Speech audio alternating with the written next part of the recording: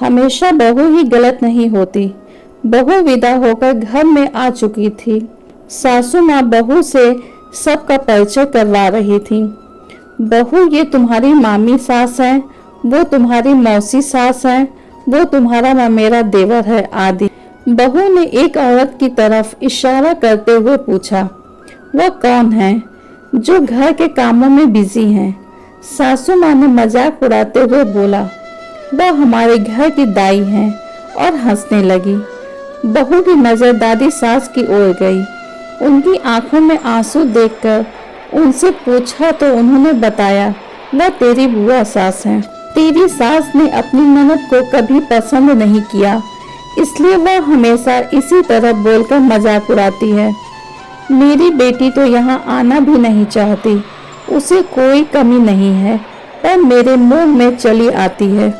कुछ सालों बाद बहू को संतान होने पर घर में एक छोटी सी पूजा रखी गई, जिसमें सारे घर के सदस्य आए थे। पूजा में बहू के मायके के रिश्तेदार भी थे, जो बहू के ससुराल वालों से परिचित नहीं थे। मायके के किसी रिश्तेदार ने बहू की ननद की ओर इशारा करते हुए पूछा, ये कौन है? ननद घर के कामों में व्यस्त थी। बहू ने बेधड़क कहा, ये हमारे घर की दाई है। सासू माँ ने ये सब सुन लिया और गुस्से में बोली, तुम्हारी हिम्मत कैसे हुई ऐसा बोलने की? एक तो वह यहाँ मदद कर रही है, ऊपर से तुम उसका मजाक उड़ा रही हो। उसे किसी चीज की कमी नहीं है, समझी? बहू ने कहा, सासू माँ, मैं तो इस घर की परंपरा ही निभा रही हूँ।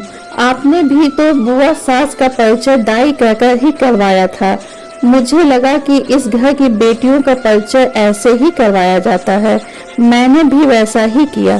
सासू माँ वहीं जड़ हो गई। उन्हें कोई जवाब नहीं मिला, पर उस समय दादी माँ की आंखों में खुशी के आंसू थे। क्या उस बहू ने जो किया वह बिल्कुल सही किया था? अपनी राय कमेंट में दीजिए। पोस्ट अच्छी लगे तो लाइक और शेयर जरूर कीजिए।